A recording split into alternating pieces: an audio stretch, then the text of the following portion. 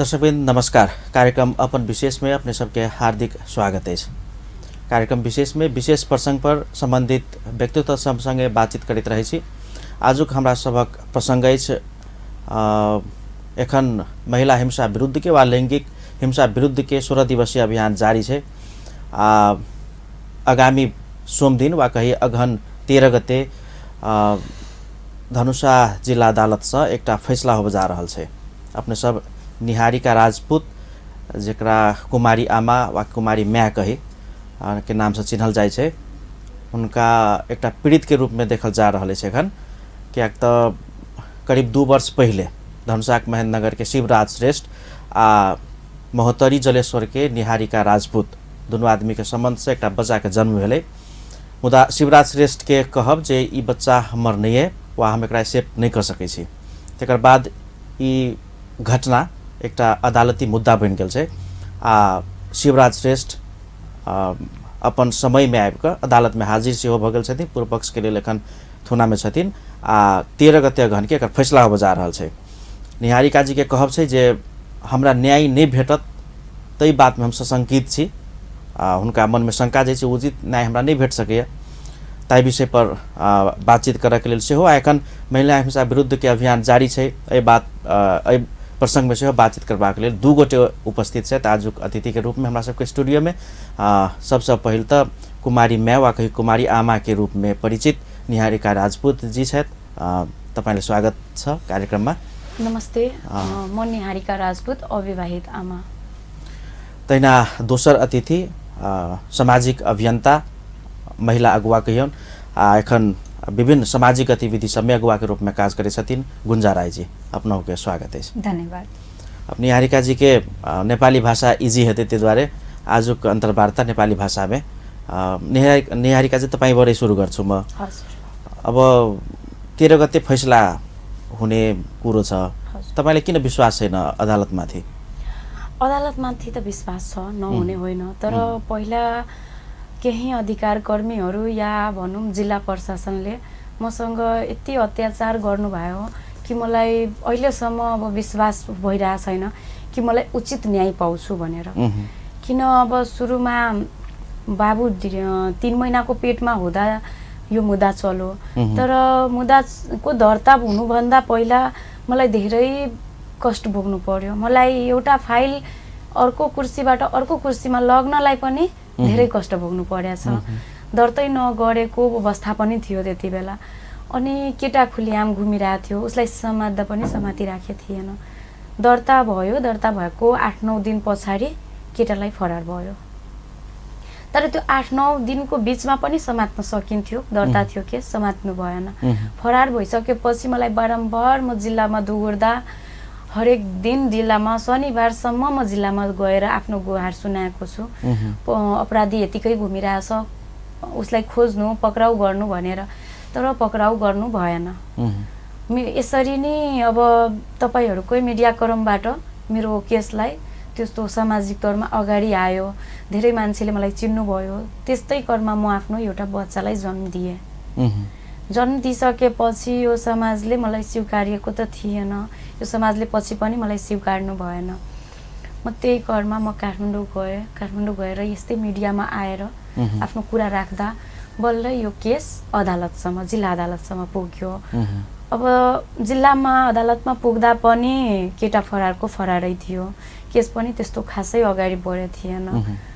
अनि जब एक पक्ष फैसला हुन्छ भन्ने आयो, अनि त्यसको 2-3 दिन अगाडि केटालाई पक्राउ भयो, आफै आएर हाजिर भयो। त्यति बेला पनि उसलाई छोड्ने कुराहरू धेरै चल्यो कि उसलाई धरौटीमा छोड्ने कुरा भयो, 5 लाख धरौटीमा छोड्ने कुरा, 2 लाख धरौटीमा छोड्ने कुरा।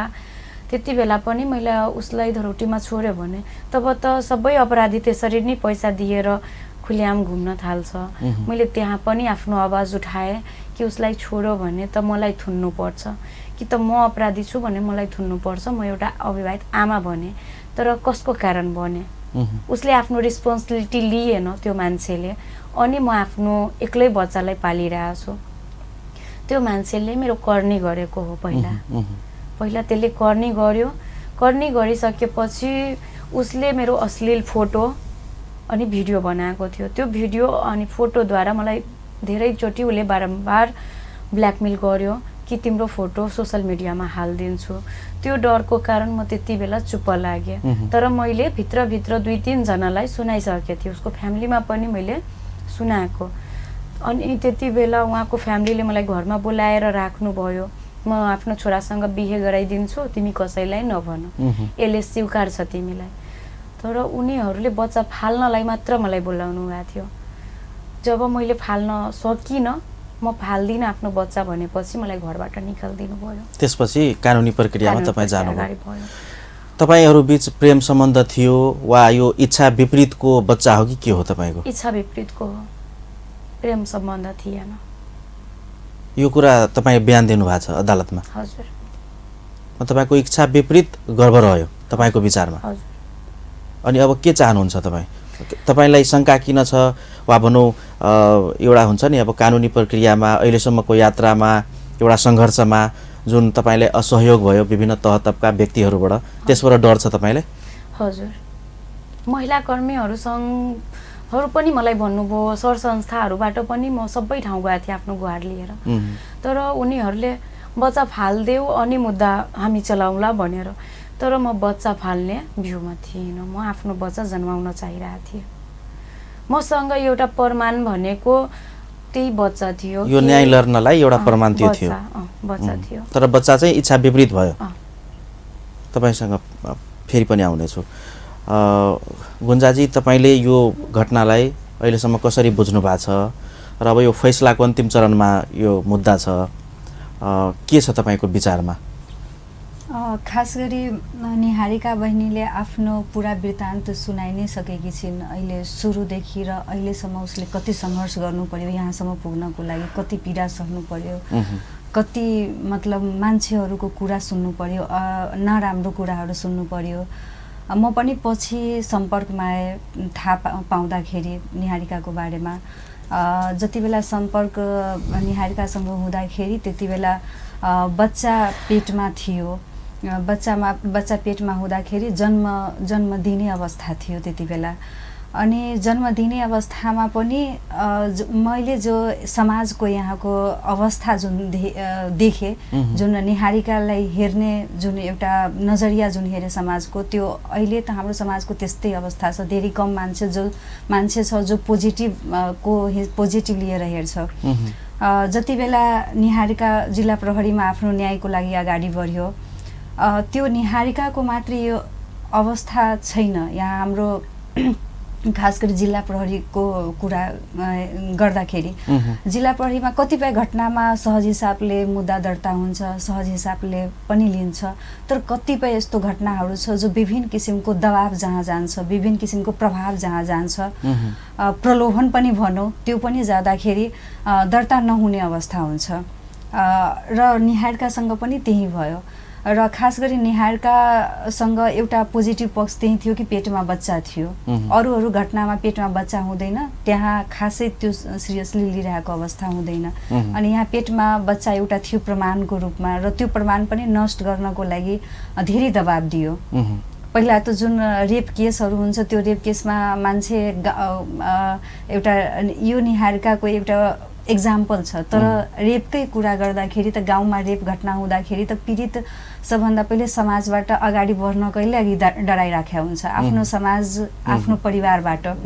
र त्यो आफ्नो परिवारबाट एउटा आफ्नो इच्छाले होइन म न्याय पाउनुपर्छ अनि एउटा हिम्मतको साथ अगाडि बढ्दाखेरि उसको समाजले रोक्छ कि समाजमा यसलाई के भन्छ, कहाँ भन्छ। अहिले पनि यो स्थिति छ, धेरै यो स्थिति छ। धेरै कम मान्छेहरूको यस्तो मानसिकता छ कि यो घटना लिएर अदालतसम्म जाओस्, जिल्ला प्रहरीसम्म जाओस्। यस्तो अवस्था छ समाजको। र त्यही समाजमा बस्ने हाम्रो अहिलेको जनप्रतिनिधिहरू पनि छ, त्यहाँको पार्टी प्रतिनिधिहरू पनि, तिनीहरूले पनि अहिले धेरै कम यस्तो घटनाहरू हुन्छ त्यहाँ उनीहरूले सपोर्ट गरिराखेका हुन्छ। प्रायः जसो घटनामा त्यो घटनालाई कसरी गाउँमा मिलाउने, कसरी अगाडि बढ्न नदिने, त्यही दबाब प्रभाव दिइरहेको हुन्छ भिक्टिमलाई र त्यो भिक्टिमले त्यो हिम्मत गरेर त्यो पनि पार गरेर गाउँको विभिन्न किसिमको दबाबको पनि पार गरेर प्रहरीमा जब आउँछ त्यहाँ पनि विभिन्न किसिमको दबाब हुन जान्छ जो निहारिकाले पनि भोगेको छ। यहाँ पुरा वृत्तान्तै आफ्नो राखेको छ र त्यहाँ अब सहज हिसाबले दर्ता भइहाल्यो भने ठिकै छ, भएन भने त्यहाँ पनि पटक पटक एउटा दर्ता गराउनको लागि पटक पटक दौड्नुपर्ने अवस्था भइराखेको हुन्छ र सहयोग गर्ने पनि कमै मात्रामा हुन्छ। र यसको जुन घटना भयो यहाँ हाम्रो जुन ठिकै छ, हाम्रो समाजको पहिलादेखिकै सोच छ एउटा बच्चालाई जन्म दियो भने यसलाई समाजमा बस्न गाह्रो हुन्छ, परिवारमा बस्न गाह्रो हुन्छ। त्यो हिसाबले धेरैजनाले, किनभने अहिले पनि हाम्रो त्यो पुरातन सोच जुन भन्छौँ नि त्यही सोच लिएर मान्छेहरू अहिले पनि यहाँ बसिरहेको छ, अगाडि बढिरहेको छ। धेरै कम जनामा अहिले यो विकास एउटा हुन्छ नि अहिलेको 21औं शताब्दीमा कि होइन, त्यो के भन्छ बच्चा यदि केही रेपको कारण होस् या जुन कारणले यदि बच्चा आइहाल्यो भने बच्चा किन फाल्नु पर्यो? जब आमाले नै चाहिरहेको छैन कि म बच्चा फाल्दिनँ, बच्चालाई जन्म दिन चाहिरहेछ भने किन हामीले प्रेसर गर्नु पर्यो बच्चा फाल्दिनको लागि? ऊ न्यायको लागि अगाडि जब बढिरहेछ भने उसको प्रमाण छ, उसको प्रमाण किन नष्ट गरिदिने? त्यो हिसाबले सोच्नु पर्छ। अहिले पनि धेरै यस्तो घटना घटिरहेछ जो यो हिसाबले हेर्नुपर्छ र अहिले त्यो सङ्घर्ष त्यो सबै पार गर्दा गर्दै अदालतसम्म आएको छ। धेरै कहाँ त्यो गर्भवती भएको बेला पनि र अहिले पनि कहाँ कुन ठाउँमा पुगेको अवस्था छैन। कतिपय ठाउँबाट सहयोग पनि भयो, धेरै ठाउँ यस्तो थियो जहाँबाट सपोर्ट पनि भएन र अहिले अदालतमा छ। प्रहरी जिल्ला प्रहरीकै कुरा गर्दाखेरि जति बेला पक्राउको कुरा आइरहेको थियो, रेप केस जब दर्ता भइहाल्छ भने जुन रेपिस्ट छ त्यसलाई पक्राउ गर्नुपर्छ, तर त्यहाँ पक्राउ गर्ने मनस्थिति भएन जिल्ला प्रहरीमै। 2-3वटा एसपीको सरुवा भयो त्यहाँबाट, तर एकजना एसपीले पनि पक्राउ गर्न सकेन। अनि पछि अदालतमा मुद्दा चलेपछि आफै सानले हाजिर भयो। सानले आफै एउटा म केही गरेको छैन त्यही हिसाबले त हाजिर भयो, म पक्राउ परेर आएन, म आफै हाजिर भयो भनेर। यो स्थिति अहिले छ र यो स्थिति पनि हाम्रै समाजको मान्छेले ल्याएको छ नि, हाम्रै यहाँको समाजको बस्ने नेतृत्वकर्ताहरूले ल्याएको छ र यो निहारिकाको मात्र होइन, यो धेरै यस्तो घटना छ जहाँ यस्तै किसिमको प्रक्रिया चलिरहेछ। अब सबैमा त नभनौँ, धेरै यस्तो घटनाहरू छ त्यसमा सजिलो तरिकाले पनि न्याय पाइरहेको अवस्था छ, तर धेरै यस्तो घटनाहरूमा चाहिँ यस्तै किसिमको अवस्था देखिन्छ। र अहिले अदालती प्रक्रियाको कुरा गर्दाखेरि अदालतमा अब यो 13 गतेको पेशीमा सायद फैसला हुन्छ होला र त्यो पेशीमा अब निहारिकाले आफै अहिले भनेकी पनि छिन् र उसको माग पनि हो कि जो रेपिस्ट छ, जसले मलाई रेप गरेको छ उसले सजाय पाउनुपर्छ। र हाम्रो पनि एउटा माग छ, मेरो व्यक्तिगत तर्फबाट पनि मैले निहारिकालाई सहयोग गर्दाखेरि मैले पनि धेरै झेलेँ त्यति बेला। किनभने जति बेला उसको बच्चालाई जन्म दिएपछि, जब बच्चालाई जन्म दिनुभन्दा पहिले उसको साथीले आफ्नो घरमा शरण दिएको थियो र बच्चा जन्म दिइसकेपछि त्यसलाई पनि धेरै ठाउँबाट सायद प्रेसर आउन थाल्यो। त्यो आफै पनि निहारिका भन्छिन् होला, धेरै ठाउँबाट प्रेसर दिइसकेपछि त्यहाँबाट पनि निस्किने अवस्था आइसक्यो र हामीले रुम खोज्न जाँदाखेरि हामीले सबै वृत्तान्त सुनाएर नै त्यो बिना छल गरेर चाहिँ नलिउ भनेर सुनाउँदाखेरि रुम पनि दिने अवस्था थिएन, एकदम रुम पनि कोही दिइरहेको अवस्था थिएन। पछि हामीले जब रुम पाउने अवस्था भएन त्यसपछि हामी मुख्यमन्त्री कार्यालयमा पुग्यौँ र मुख्यमन्त्रीसँग भेट भयो कि अब यो तपाईँको जिम्मेवारी हो, अब यसको बस्ने ठाउँ पनि छैन, खानेकुरा त हामी जे छ सहयोग गरिरहेछौँ तर एक दिनको कुरा त छैन जो 2 दिनको लागि कहीँ राखिदिने। अब यसको बस्ने अवस्थाको लागि जुन अहिलेको सिचुएसन छ त्यसको व्यवस्था मिलाउनु पर्यो। त्यहाँ पुग्दाखेरि पनि त्यहाँ जुन एउटा रेस्पोन्स आउनु पर्थ्यो, जो एउटा समाजमा आफ्नो पीडा लिएर जुन झेलिरहेछ त्यसलाई पीडामा मलहम लगाउनु पर्थ्यो, त्यो त्यहाँबाट मलहम भएन, झन् पीडामा खोतेल्ने जस्तो प्रयास नै त्यहाँबाट भयो र एउटा सपोर्ट जुन एउटा यहाँबाट मुख्यमन्त्री कार्यालयबाट हुनु पर्थ्यो कुनै हामीले सपोर्ट त्यहाँबाट पाएनौँ। केही एउटा बच्चा थियो त्यति बेला, आफै थिए यहाँ हामी सबैबाट। अहिले पनि यसलाई चाहिँ के भन्छ आर्थिक हिसाबले पनि धेरै अहिले जागिरमा त छैन। अहिले बच्चालाई के भन्छ अपरेसन गरेर चाहिँ बच्चा भएको छ र बच्चालाई सम्हाल्नको लागि पहिला त बच्चा सम्हाल्छ भने त जागिर गर्ने हो र जागिर गर्नको लागि बच्चा कहाँ राख्ने, किनभने कसैको फ्यामिली हुन्छ भने उसको फ्यामिलीले। एज अ एउटा सामाजिक अभियन्ता यो निहारिकाजीको जुन केस तपाईँले हेरिरहनु भएको छ वा एउटा सहयोगीको हिसाबले उहाँलाई सहयोग गर्दै हुनुहुन्छ, तपाईँले पनि शङ्का छ न्यायमा यताउति हुने भन्ने केही छ? मलाई विश्वास छ अदालतमाथि। हामीले विश्वास गर्ने हो, विश्वास गर्ने त कहाँ गर्ने, अन्तिम विकल्प भनेको अदालत हो। न्याय मान्छेले त्यहीँबाट माग्न जान्छ र त्यहाँ अदालतबाट हामी विश्वास गर्नुपर्छ, अदालतमाथि विश्वास गर्नुपर्छ र आशा छ कि अदालतले निहारिकालाई न्याय दियोस्। जुन उसको एउटा अपेक्षा छ, अपराधीलाई सजाय दिलाउनुपर्छ, त्यो सजाय दिनुपर्छ र हाम्रो आशा पनि छ त्यो न्यायालयले न्याय दिन्छ भनेर। निहारिकाजी, तपाईँलाई म एउटा अर्को अब एउटा जमात, समाजको एउटा जमात के पनि भन्छ भने आजकल अब महिला हिंसाको घटना बाहिर आइसकेपछि महिलाको केसमा वा भनौँ केटीको केसमा सुरुमा अब मनमिलान गरेर कुनै काम गर्यो, त्यसपछि अघिल्लो अब अर्को चरणमा कुरा मिलेन भने पुरुषमाथि वा केटामाथि आरोप लगाइदिने भन्ने पनि एउटा चर्चा छ। तपाईँहरूको प्रेम सम्बन्ध थियो, त्यसपछि आपसी सहमतिमै शारीरिक सम्बन्ध बन्यो र बच्चा लिने कुरामा विवाद भयो, त्यसपछि तपाईँहरू को सम्बन्ध खराब भएर यो अदालती मुद्दासम्म बन्यो भन्ने कुरा पनि छ बाहिर। भन्ने कुरा त भयो, किनभने तपाईँहरूको सम्पर्क, तपाईँहरूको चिनजान थियो पहिलादेखि। हजुर, चिनजान यसरी थियो कि म होस्टेल बस्दादेखि नि पहिलादेखि उसको रिलेटिभ बहिनी मेरो साथी थियो।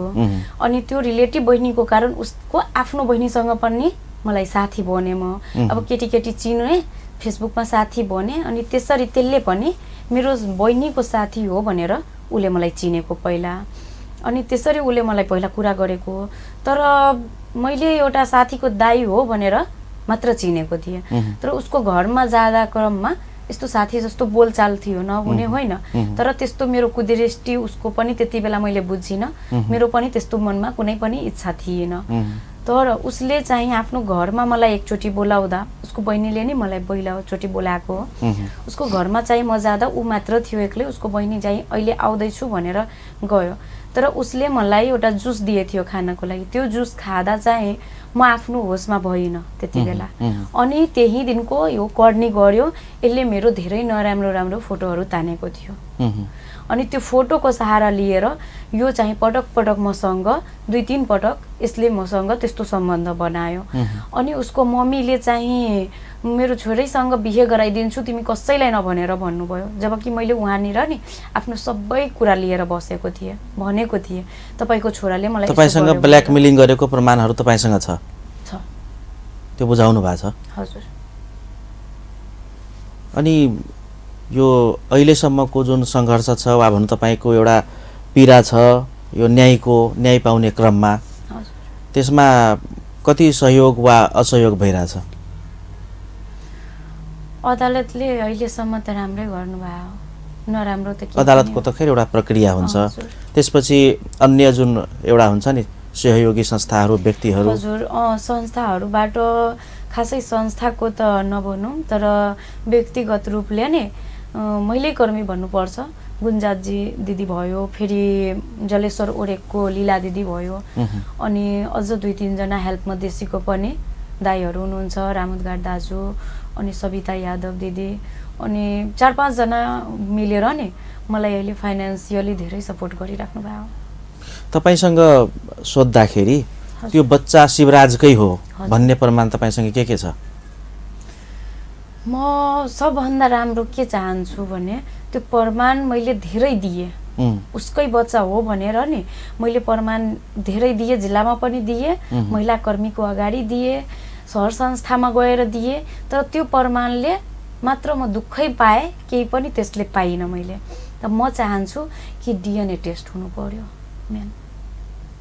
उसले करनी गरेकै होइन, उसको यो बच्चै होइन भने त यो बच्चा म भन्छु उसकै हो, उसले करनी गरेको हो, त्यही करनीबाट जन्मेको यो बच्चा हो। अनि डिएनए टेस्ट गर्दा त हुन्छ नि त, डिएनए टेस्ट भइसकेपछि फैसला हुनुपर्छ भन्ने तपाईको माग हो? हजुर। गुन्जाजी, सामाजिक अभियन्ताको रूपमा अब यस्ता धेरै घटनाहरूमा तपाईहरूको अब एउटा अभियानीको रूपमा, सामाजिक अभियन्ताको रूपमा काम गर्नुहुन्छ। अब के हुन्छ भने वास्तवमा समाजमा यस्ता पनि घटनाहरू हुन्छ जो मेलमिलापमै घटेको हुन्छ, त्यसपछि तुरुन्तै बलात्कारीको आरोप लगाइदिने, रेपिस्ट भनिदिने एउटा जुन परम्परा छ नि, त्यसले पनि एउटा महिला र पुरुष बीच वितृष्णा फैलाइरहेको अवस्था छ समाजमा। अनि यस्ता विषयहरूमा कसरी संवेदनशील हुने तपाईँ अभियान कर्मीहरू? एकदम यो यथार्थ कुरा हो अहिले जुन, किनभने एउटा पुरुष समाज छ नि, यस्ता घटनाहरूलाई अब त्यसरी लिन थालेका छन्। यो हुन्छ मेलमिलापमा जहाँसम्म हुन्छ त्यो ठिकै हुन्छ, त्यसपछि तुरुन्तै बलात्कारी भनिदिने कुराले अब एउटा जुन जमात हुन्छ नि त, उनीहरू वितृष्णा वा अलिकति इरिटेट भइरहेको अवस्था छ। अहिलेको बलात्कारको तथ्याङ्कको कुरा गर्दाखेरि म थोरै तथ्याङ्क पनि राखेको छु। यो 1 सालको छ, 2077-78 सालको सबभन्दा बढी तथ्याङ्क तपाईँको 69 69वटा बलात्कार चाहिँ धनुषा जिल्लामा मात्रै। यो प्रदेश 2 को 8वटा जिल्लामध्ये धनुषामा सबभन्दा बढी चाहिँ कुन आर्थिक वर्ष हो? यही आर्थिक वर्षको 77-78 को 69वटा चाहिँ बलात्कारको र जबरजस्ती गर्ने उद्योग प्रयास गर्न गएको तर जबरजस्ती गर्ने भएन, त्यसको 16वटा आएको छ। यो तथ्याङ्क तपाईँको त्यहाँ प्रहरीसम्म पुगेको घटनाको जुन दर्ता भइसकेको छ त्यो तथ्याङ्क मात्रै छ। र यस्तो धेरै घटना छ, धेरै यस्तो घटना भएको छ। प्रयास गर्नु भनेको त रेपै हो। त्यो कोही आइदियो त्यहाँ असफल भयो, रेप गर्न असफल भयो, त्यो पनि रेपै हो। योजना र उद्देश्य त त्यही हो। योजना उद्देश्य त्यही हो। र यस्तो घटनाहरू धेरै छ जो अहिले पनि गाउँमै मिलाउने गरिन्छ। त्यो पनि हाम्रो पोलिटिकल पार्टीहरूको अगुवाईमा, अहिले जितेको जनप्रतिनिधिहरूको अगुवाईमा, सामाजिक केही अगुवाहरूको अगुवाईमा पनि अहिले पनि गाउँमै दबाइदिने मिलाइदिने अवस्था छ। त्यस्तो घटनाहरू त आएकै अवस्था छैन। र यो घटना जुन अहिले यो आर्थिक वर्षको जुन 69वटा घटना मैले जजेको र यो जम्मा 77वटा घटना भयो, यो घटनामा सबै चाहिँ रेपै भएको छ भने म पनि भन्न सक्दिनँ।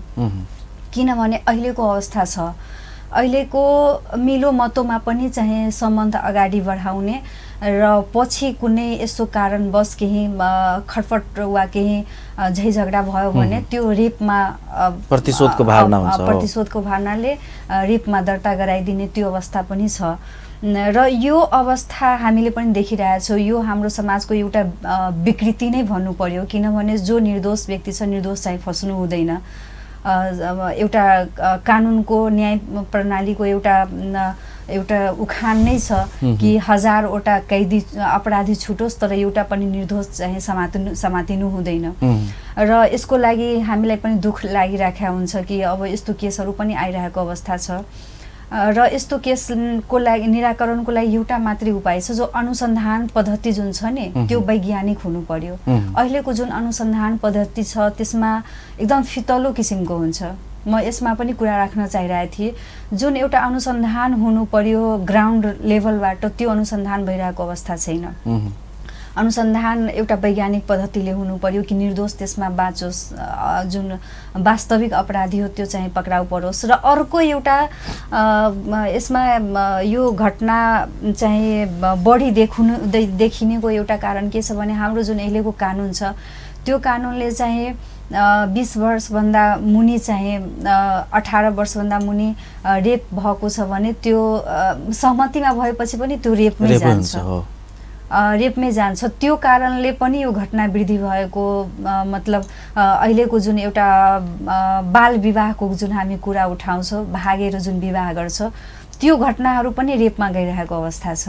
त्यो खास गरेर अहिले जुन कम उमेरमा जुन केटाकेटी भागिरहेको अवस्था हुन्छ र पछि उसको गार्जियनले थाहा पाएपछि पक्राउ गरेर त्यो केटामाथि के भन्छ अपहरण तथा रेपको मुद्दा चलाइदिएको अवस्था हुन्छ र त्यो मुद्दा चलाइदिएपछि त्यो त अब के भन्छ हाम्रो एउटा कानुनले एक किसिमको कुरा भनिरहेछ कि यति कम उमेरमा यो 18 भन्दा मुनि उमेरमा सहमतिमा भएपछि पनि त्यो रेपमै जान्छ, त्यो कारणले पनि वृद्धि भइरहेको अवस्था छ। र अर्को के भन्छ भने यो 18 भन्दा मुनिको बालिकालाई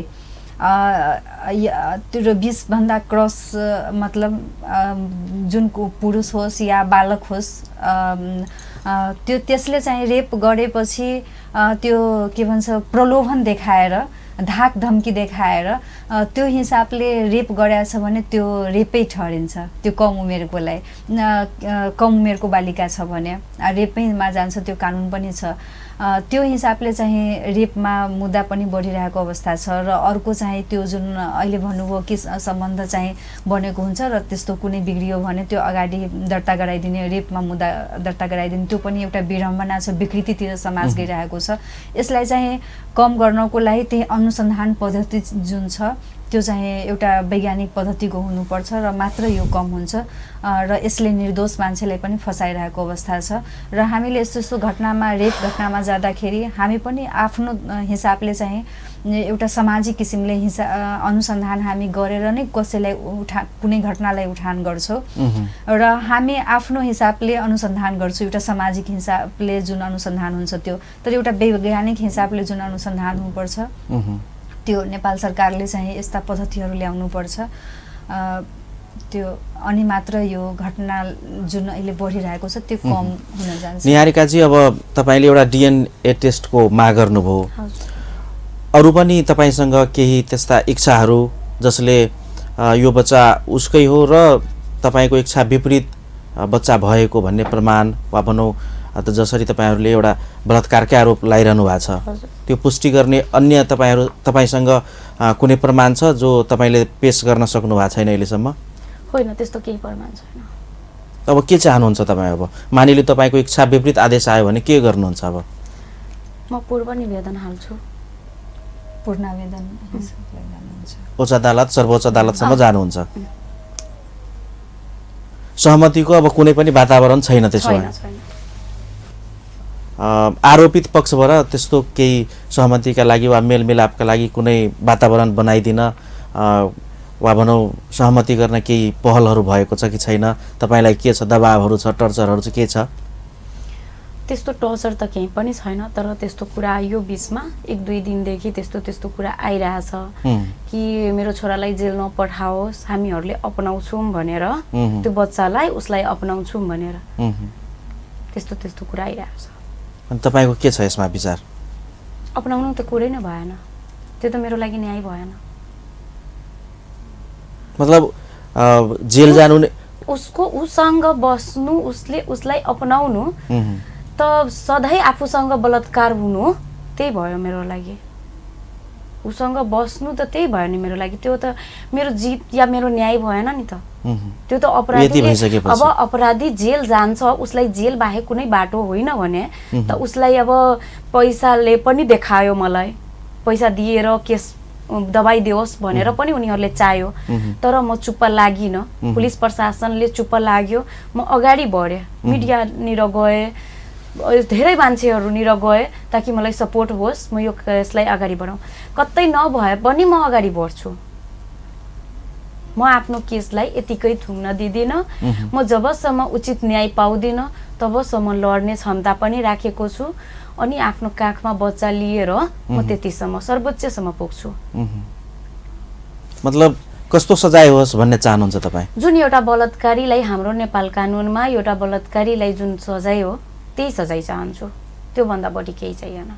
न मलाई बच्चाको नाम चाहियो, न मलाई बच्चाको अंश चाहियो, न मलाई केही पनि कुराको लोभ प्रलोभन छ कि मलाई पैसा अंश केही पनि चाहिएन। अहिलेसम्म मैले आफ्नो बच्चालाई एक्लै पालेको छु। यो समाजसँग सहयोग भन्नु, भिख भन्नु, चाहे जे भन्नु, चन्दा भन्नु, तर मैले आफ्नो बच्चा पाल्न सकेको छु। म अर्काको घरमा भाडामा सिकाए पनि म आफ्नो बच्चालाई राम्रोसँग पाल्न सकिन्छु, त्यो मैले आफ्नो क्षमता अनुसार बच्चा जन्माएको हो। तर त्यसले मेरो करनी गरेको हो यतिमा मात्र उसले सजाय पाउनु पर्यो। बलात्कारीको आरोपमा हुने सजाय उसले पाउनुपर्छ, तपाईको माग हो, एउटै माग हो, अरु कुनै विकल्प छैन तपाईसँग? कुनै विकल्प छैन। अरु यस घटनासँग सम्बन्धित अरु केही तपाईको इच्छा वा केही भन्नु छ? नभए अर्को प्रसङ्गमा जाउँला हामी। यो घटना अनुसार त म एउटै कुरा भन्न चाहन्छु, यो समाजमा म जस्तो हुन सक्छ सम्मतिमा होस् या बलात्कार होस्, तर पेटमा आइसकेको बच्चालाई यो समाजले या यो न्याय दिने मान्छेहरूलाई भन्न चाहन्छु या महिला कर्मीहरूलाई सङ्घ संस्था खोलेर बस्नु भएको हो उनीहरूलाई भन्न चाहन्छु कि तपाईले जुन त्यो बच्चैलाई मार्ने कुराहरू गर्नुहुन्छ, मलाई पनि त्यही भएको हो कि बच्चै फाल भनेर त उनीहरूसँग प्रश्न छ कि किन मेरो बलात्कार भयो अनि म गर्भवती भए अनि यो बच्चा म किन फालौँ, मलाई मेरो क्वेसन हो उनीहरूसँग। म यसको जवाब पनि चाहन्छु कि छिटै उनीहरूसँग पाऊ कि सबैले मलाई बच्चै फाल्नलाई किन भन्नुभयो। यो एउटा जुन परम्परा छ वा भनौँ दुष्कर्म गर्न भन्छ नि, दुष्कर्म भनौँ न त्यसलाई, त्यो किन हुन्छ भन्ने हो तपाईको? मेरो बच्चा किन फाल्नलाई भन्नुभयो त्यो प्रश्न हो मेरो पेटमा पलिरहेको बच्चा, हुर्किरहेको बच्चालाई म फिल गरिरहेको थिएँ, महसुस गरिरहेको थिएँ, चाहे त्यो बच्चा जुन थ्रुबाट मेरो पेटमा आएको हो, तर त्यसको आमा म थिएँ नि त, त्यो मेरो गर्भ त भित्र पलिरहेको थियो नि त, त्यसको एहसास त्यसको फिलिङ मलाई थियो नि। त जब म भनिरहेको छु कि मलाई मेरो बच्चा चाहियो भनेर, मलाई यो बच्चा चाहियो, म यसको कारण न्याय पनि पाउँछु अनि यो बच्चालाई पाल्छु, म यससँग बस्छु, मलाई यो बच्चा चाहियो भन्छु, त सबैजना मलाई जबरदस्ती भनिराख्नु भएको छ यहाँसम्म कि मलाई उनीहरूको बस चलेको भयो नि, मेरो घाँटीमा चपेर अनि यो बच्चा फाल्न लगाउनुहुन्थ्यो। त्यस्तो पनि अवस्था थियो। अझै पनि छ?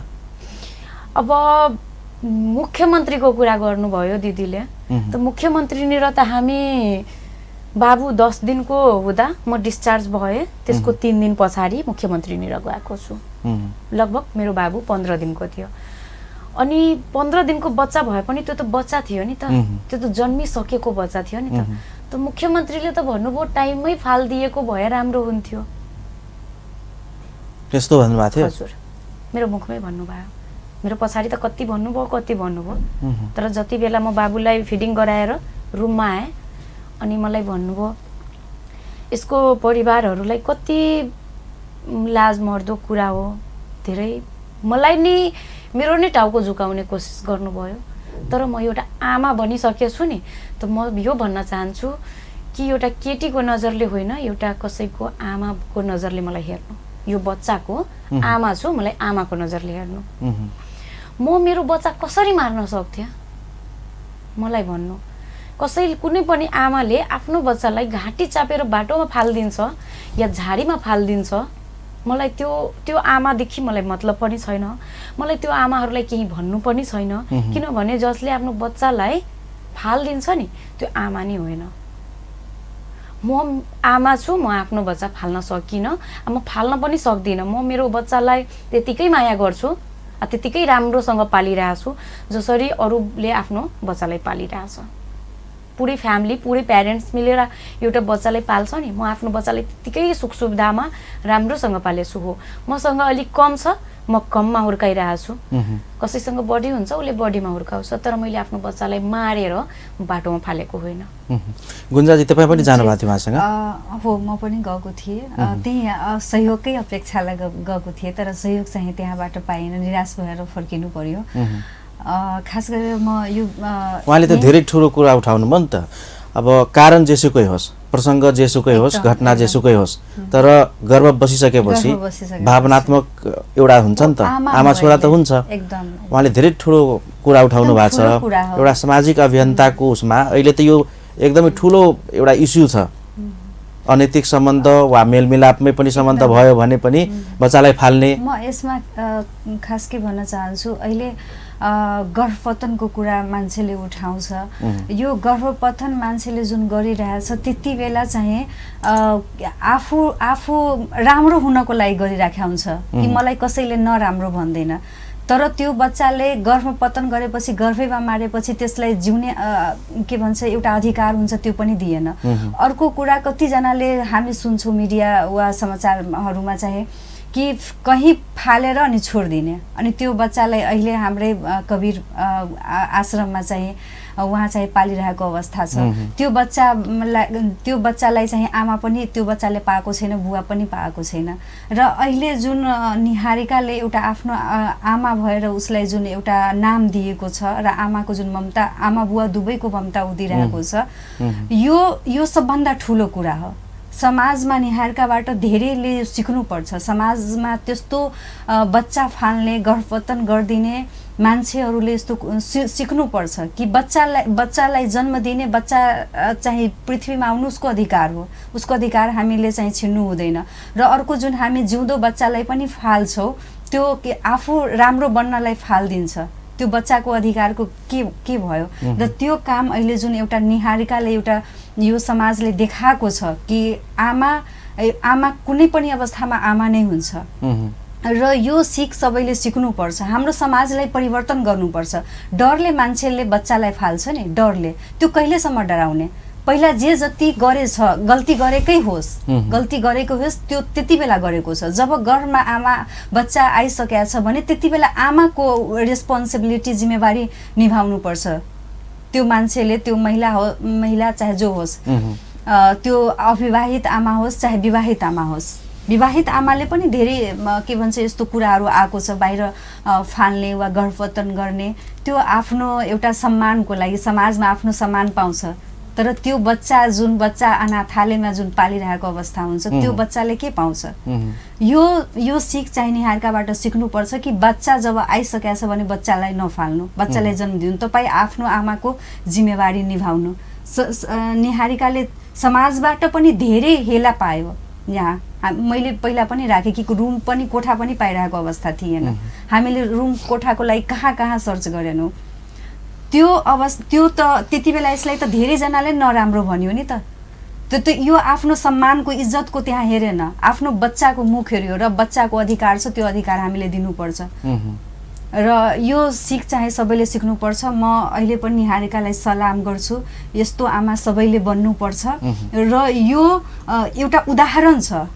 यो उदाहरण यदि यस्तो घटना नहोस्, यदि यस्तो घटना भइसकेको छ भने यो उदाहरणलाई साहसी कामलाई चाहिँ त्यो बच्चालाई चाहिँ घाँटी रेटेर नमारोस्। बच्चाको अधिकार छ, पृथ्वीमा आउन दिनुहोस्, उसको बुवा आमाको अधिकार जे छ त्यो दिनुहोस् र बच्चालाई चाहिँ यो अनाथालयमा नपठाउनुहोस्। कार्यक्रममा अब थोरै समय छ। निहारिकाजी, अहिले लैङ्गिक हिंसा विरुद्ध वा भनौँ महिला हिंसा विरुद्धको 16 दिवसीय अभियान प्रत्येक वर्ष यसरी नै 16 दिन गरेर भइरहेको छ।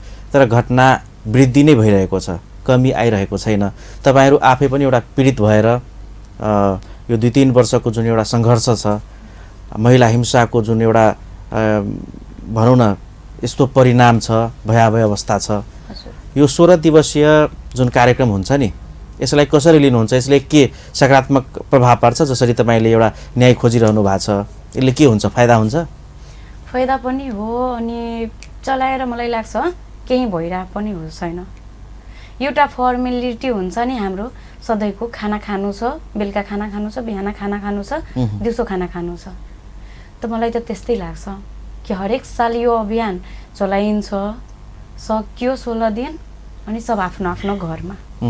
त्यस पछाडि को पीडित कता मरिरहेछ, को पीडित त त्यस्तो महिलाले आफ्नो त्यो चलाउनुहुन्छ, अभियान चलाउनुहुन्छ। तर त्यहाँ त म गएको छु नि त, सबै अभियानमा गएको छु। म त राष्ट्रिय महिला आयोगसम्म पुगेको छु नि त। सबै माइती नेपाल गए, राष्ट्रिय महिला आयोग गए, यहाँको रेक भनौँ चाहे मानव अधिकार भनौँ, मेरो बच्चा पनि त एउटा मानव नै हो। उसको अधिकारको लागि उनीहरूले सानो आवाज पनि उठाइदियो भने हुनसक्छ म न्याय पाइहालौँ। तर उनीहरूले के भन्नुभयो, यसमा हामी केही गर्न सकिँदैन, यस्तो पनि अवस्था अहिलेसम्म छ मसँग त त्यसरी भइरहेछ। तर अब त्यति बेला दुःख लाग्थ्यो, रोएर आउँथेँ त्यहाँबाट। अब नरोएर आउँदिनँ, हाँसेर आउँछु, किनभने मलाई केही फरक पर्दैन। उनीहरूले यो 16 दिवसीय अभियान भन्दा पनि ठोस नीतिगत एउटा बन्नु पर्यो, राज्यको एउटा संयन्त्र बन्नु पर्यो, हुनु पर्यो, सिस्टम बन्नु पर्यो। जहाँ पीडित आफ्नो केही गुहार लिएर गयो भने नि त्यसलाई सुनिदिनु खाली। म पनि यही चाहिरहेको छु कि म जस्तै सहमतिमै किन नभएको होस् होइन, तर चाहिँ जेसुकै भए पनि नि अब गर्भमा आएछ उसले अब आमै चाहिरहेछ कि म आफ्नो बच्चा फालेर आफू चाहिँ चिटिक्क परेर यो समाजमा राम्रो बनेर हिँडौँ भनेर। त त्यस्तालाई म केही भन्न चाहदिनँ। तर यो समाजको डरले, यो सहर संस्थाको डरले आफ्नो बच्चा नफाल्नु त्यति भन्न चाहन्छु। किनभने म आफ्नो बच्चालाई धेरै माया गर्छु, आफ्नो सासभन्दा पनि धेरै माया गर्छु। अनि फिल गरिसकेछु कि होइन जे थियो मेरो गल्ती थियो या उसको गल्ती थियो, रिस्पोन्सिबिलिटी जसले लिएन त्यसको गल्ती हो। उसले गल्ती गर्यो तर आफ्नो रिस्पोन्सिबिलिटी त लिएन नि त। मेरो गल्ती नहुँदा हुँदा पनि मैले आफ्नो रिस्पोन्सिबिलिटी लिएर आफ्नो अगाडि बढेको छु। दिदीले त भन्नुभयो नि रुम लिन जाँदा के त्यो त पछि-पछिको कुरा हो। म पैसा लिएर जाँदा पनि मलाई आलु प्याजसम्म दिएको छैन। म अलि टाढाबाट आलु प्याज लिएर आउँथेँ, जसले मलाई केही क्वेसन नगरोस् मलाई सामान दियो। म टाढाबाट त्यत्रो पेट बोकेर म त्यत्रो टाढाबाट हिँडेर आउँथेँ। अनि आफ्नो कोठा दिनभरि थुनेर बस्थेँ। कसै बाहिर निस्किँदा पनि मान्छेले राम्रो या नराम्रो नजरले मलाई हेर्थ्यो, किन बच्चा फालेनौ, किन यो बच्चा जन्माउनु पर्यो तिमीलाई आउँथ्यो। तर म जवाब दिएको छैन, म केही पनि बोले छैन। माया गर्नेले माया पनि गर्नुभयो, चाहे त्यो मलाई मेरो अवस्था हेरेर या जे हेरेर पनि। तर म 10-10 दिन नखाना खाएर बसेको छु, आफ्नो बच्चालाई जन्म दिन्छु भनेर सोचे। किनभने म पनि यही मधेसी समुदायकै छोरी हो। हाम्रो यतातिर कस्तो हो, एउटा छोरीले कतै लभै गरिहाल्यो भने नि, कसैले प्रेमै सम्बन्धमा हो भने त उसलाई घर परिवारले ल्याउँछ, भागिहाल्यो पनि उसलाई ल्याउँछ समातेर अनि बिहे गर्नु हुन्छ। पढाउनु त हुन्न, अगाडि बढ्न त दिनुहुन्न। उसको सानो इच्छा पनि उसलाई मारेर उसलाई बिहे गराइदिनुहुन्छ। त्यहाँ पनि थाहा हुन्छ कि यसले पहिला यस्तो गरेर मसँग आएको हो। त त्यहाँ पनि उसलाई के हुन्छ, सधैँ हेल्ना, टर्चर। एक दिन ऊ आफै झुन्डेर मर्छ, कि त यो टर्चरको उसलाई बानी भइहाल्छ। त्यही यसरी जिउनु छ भइहाल्छ। तर मलाई त्यो जिन्दगी भन्दा, त्यो लाइफ भन्दा नि मेरो अहिलेको लाइफ मलाई राम्रो लाग्छ कि जे छ मेरो राम्रो नराम्रो जे छ सबको अगाडि छ, सबैलाई थाहा छ। मलाई केही कुरा लुकाउन परेको छैन आफ्नो अस्तित्वलाई। म अविवाहितै आमा छु भनेर म स्वीकार्छु। मलाई खुसी लाग्छ कि म अविवाहित आमा छु। आमा बन्न पाए त्यो मेरो लागि धेरै सौभाग्यको कुरा छ। तपाईलाई उचित न्याय भेटोस्, शुभकामना छ। गुन्जाजी, यो जुन 16 दिवसीय लैङ्गिक हिंसा विरुद्धको अभियान अहिले चलिरहेको छ, तपाईँ सामाजिक अभियन्ताहरू यसलाई कसरी लिनुभएको छ? यो कतिको इफेक्टिभ छ? त्यो अभियानमा प्रवेश गर्नुभन्दा पहिले म थोरै कुरा निहारिकाकै उसमा समग्रमा सन्दर्भमा म राख्न चाहन्छु। संक्षेपमा खास गरेर जुन आजकल अहिलेको अवस्था हेर्दाखेरि धेरै चाहिँ केटाकेटीको सहमतिमा चाहिँ प्रेम सम्बन्धमा चाहिँ अगाडि बढिरहेको अवस्था हुन्छ। र खास गरेर के देखिन्छ भने अब केटीले आफ्नो जीवन नै समर्पित गरिदिने अहिलेको अवस्था, मतलब तर हाम्रो समाजले त त्यो स्वीकारिरहेको हुँदैन। र जब बिहे गर्ने बेला आउँछ त्यति बेला स्वीकारेको हुँदैन, केटाले चाहिँ स्वीकारेको हुँदैन।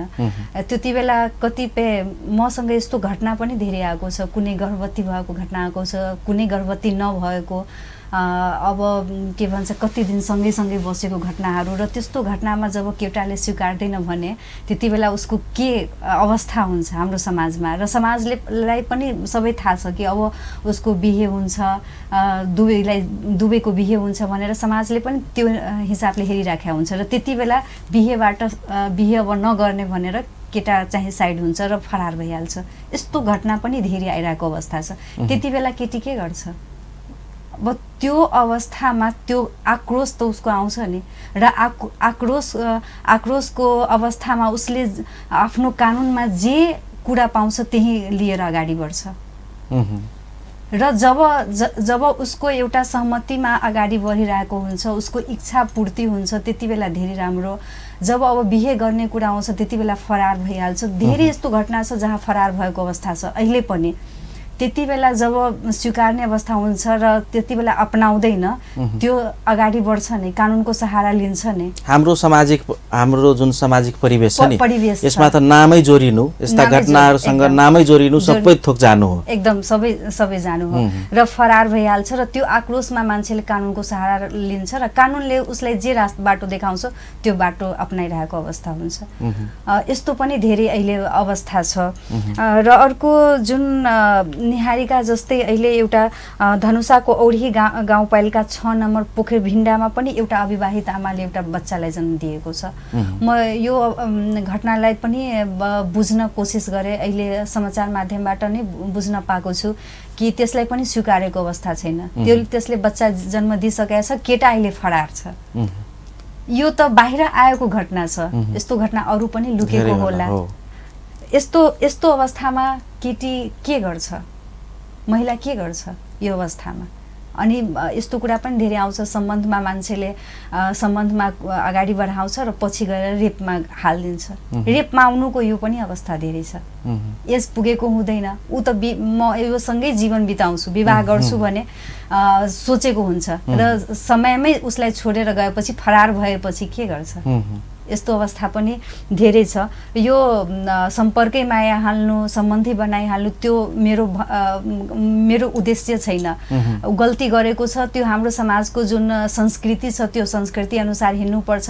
यदि उसले गल्ती गरिसकेको छ भने त्यो जो सम्बन्ध बनाएको हुन्छ त्यति बेला त उसले सहारा दिनु पर्यो, र सहारा नदिएर फरार भएको अवस्था हुन्छ, जुन कारणले यस्तो घटनाहरू अगाडि बढिरहेको हुन्छ। यो अवस्था छ। यो महिलाले पनि अहिलेसम्म न्याय पाएको अवस्था छैन। अविवाहित आमा यो बनेको अवस्था छ, केटा अहिले फरार भएको अवस्था छ। र अहिले जुन 16 दिने अभियानको कुरा गर्नुभयो, यो 16 दिने अभियानको बारेमा म केही भन्न चाहन्छु। अभियान गर्नु राम्रो कुरा हो। कुनै यस्तो विकृति हाम्रो समाजमा छ, कुनै घटना घटिरहेको छ, त्यो घटनालाई अभियानको रूपमा हामीले अगाडि बढाउँदाखेरि मान्छे सजग पनि हुन्छ, मान्छेमा एउटा समाजमा एउटा मेसेज पनि जान्छ र त्यसले चाहिँ न्यूनीकरण गर्न, घटनालाई न्यूनीकरण गर्न के भन्छ एउटा बाटो देखाउँछ। अभियान जुनसुकै अभियान राम्रो हुन्छ, अभियान कहिले पनि आफैमा खराब हुँदैन, अभियान गर्नु राम्रो कुरा हो। तर हामी अभियानकै लागि गरिरहेछौँ या त्यसले प्रभाव कतिको पारिरहेछ, लक्ष्य प्राप्ति कति गरिरहेको छ, त्यो हिसाबले हामी गर्यौँ भने अभियान त धेरै राम्रो हो। अहिले जुन 16 दिने अभियान चलिरहेको अवस्था छ लैङ्गिक हिंसा विरुद्धको, खास गरेर महिला हिंसा यति भइरहेछ, त्यही भएर हामीले महिलालाई खास फोकस गरिराखेका हुन्छौँ। अभियान राम्रो कुरा हो, चलिरहेछ। धेरै ठाउँमा राम्रो कार्यक्रमहरू पनि आइरहेको अवस्था छ, एउटा प्रभाव पार्ने जस्तो कार्यक्रम पनि आइरहेको अवस्था छ। तर धेरै ठाउँमा हामी के हेर्छौँ भने यो 16 दिने अभियान छ, जसरी पनि जे किसिमले पनि मनाएर सकाइहालो, त्यो हिसाबले पनि एउटा फर्मालिटी यति 16 दिन। र यो राष्ट्रव्यापी अहिले अभियान, पहिला चाहिँ राष्ट्रव्यापी, सायद मैले जानकारी पाएअनुसार पहिला राष्ट्रव्यापी सायद भइरहेको थिएन, गैर सरकारी संस्थाहरूले बढी मनाइरहेको अवस्था थियो। र अहिले चाहिँ खास गरेर नेपाल सरकारले पनि यसलाई मनाइरहेको अवस्था छ। नेपाल सरकारबाट नै सुरु भएको हो। अहिले 2054 सालदेखि नेपालमा यो लैङ्गिक हिंसा विरुद्धको 16 दिने अभियान चलिरहेको अवस्था छ र अहिले नेपाल सरकारको पनि अग्रसरता देखिरहेछ। तर यसलाई अभियानलाई एउटा 16 दिने मनाउनु छ, जसरी पनि मनाइहालो। यसको 16 दिने अभियान मनाउनको लागि बजेट पनि छुट्याएको हुन्छ, जसरी जे जसो गरेर पनि यो बजेट सकाइहालो जस्तो मनोवृत्ति जुन छ नि, त्यो औपचारिकताको लागि बढी देखिएको अवस्था छ। अनि यो अवस्था हेर्दाखेरि दुःख लाग्छ कि हाम्रो समाजमा अहिले पनि विभत्स घटना घटिरहेछ। सुजिता हत्याकाण्डकै हेर्नुभएको थियो कि कुन हिसाबले सुजितालाई मारिएको अवस्था थियो, ट्याङ्कीभित्र लास दबाइएको अवस्था थियो। यस्तो विभत्स किसिमको घटना भइरहेको अवस्था हुन्छ। बलात्कार जस्तो महिलाको सम्मानसँग जुडेको, इज्जतसँग जुडेको, जो महिलासँग, जो बालिकासँग, जो किशोरीसँग एकचोटि बलात्कार भइसकेपछि उसको जीवन नै हाम्रो समाजको जुन परम्परा छ त्यो अनुसार, संस्कृति छ त्यो अनुसार उसको जीवन ध्वस्त भएको अवस्था हुन्छ। र यस्तो घटनाहरू पनि भइरहेको अवस्था छ। र यो अभियानलाई हामी एउटा जसो तसो मनाइहालौँ भनेर त्यो हिसाबले लिँदाखेरि त धेरै चित्त दुख्छ। बरु यो अभियान हाम्रो जुन यो 2054 सालदेखि अहिले चलिरहेछ, अहिले 78 सालसम्म जारी छ। यो अभियान जुन एउटा र्याली गरेर, सामान्य कार्यक्रम गरेर खासै इम्प्याक्ट पारिरहेको अवस्था देखिँदैन। यसलाई इम्प्याक्टफुल कसरी बनाउने, प्रभावकारी कसरी बनाउने? जो महिलाहरू जस्तै अब हेर्नु बोक्सीको घटनाहरू मोहतरीकै भर्खर सुन्नु भएको दुईवटा घटना लगातार भयो र त्यस्तो घटनामा चाहिँ साक्षी बसिरहेको अवस्था हुँदैन, कोही त्यो पीडितको बारेमा बोलिदिइरहेको अवस्था हुँदैन। र यो जुन समाजको अवस्था छ त्यो सामाजिक अवस्था कसरी परिवर्तन गर्ने, यस्तो अवस्थाहरू छ। बरु यो घटनाहरूमा पीडितलाई न्याय माग्न जाँदाखेरि कहाँ कहाँ अवरोध खडा भइरहेछ, कहाँ कहाँ उसलाई दबाब दिइरहेको अवस्था छ, कहाँ प्रभाव पारिरहेको अवस्था छ। यो यस्तो किसिमको लक्ष्य राखेर अनि अभियान जारी राख्यो भने त्यो पनि 16 दिन मात्रै होइन। जब यस्तो विभत्स किसिमको घटना हुन्छ त्यति बेला यो अभियान कहाँ गएको हुन्छ? यस्ता अभियान भन्दा पनि त्यो निरन्तर न्याय पाउनका लागि जुन एउटा प्रक्रिया हुन्छ त्यसमा सहज कसरी हुन्छ त्यो काम गर्नुपर्छ। कसरी हुन्छ त्यो एउटा हाम्रो नेपाल सरकारसँग कसरी हामी अगाडि बढाउने, यो जुन कानुन छ फितलो कानुन जुन कार्यान्वयन भइरहेको अवस्था हुँदैन, अनुसन्धानमा जुन प्रमाणको अवस्था छ प्रमाण नष्ट गरिदिने अवस्था हुन्छ, कानुनी त्रुटिहरू छ, यसमा हामी कसरी काम गर्ने? यो अभियानको समयमा यो 16 दिनको अभियानको छ, त्यसमा हामी यस्ता यस्ता कुराहरू कसरी अगाडि बढाउने, यो कुराहरू ल्याएपछि अलि प्रभावकारी हुन्छ। र यो मात्रै यो र्याली गरेर कार्यक्रम 10 जना 6 जना बोलाएर मात्रै भाषणमा सीमित गरिदिने यो कार्यक्रमले केही प्रभाव पार्दैन। अमूल्य समय दिनुभयो, दुवैजनालाई धेरै धेरै धन्यवाद। धन्यवाद यहाँलाई पनि। हामीलाई अब यो समाजको जुन अवस्था छ, कानुनी प्रक्रियाको जुन अवस्था छ त्यो राख्ने जुन मौका दिनुभयो त्यसको लागि अपन टेलिभिजन र सम्पूर्ण श्रोतालाई सँगै यहाँलाई पनि धेरै धेरै धन्यवाद दिन चाहन्छु। नमस्कार।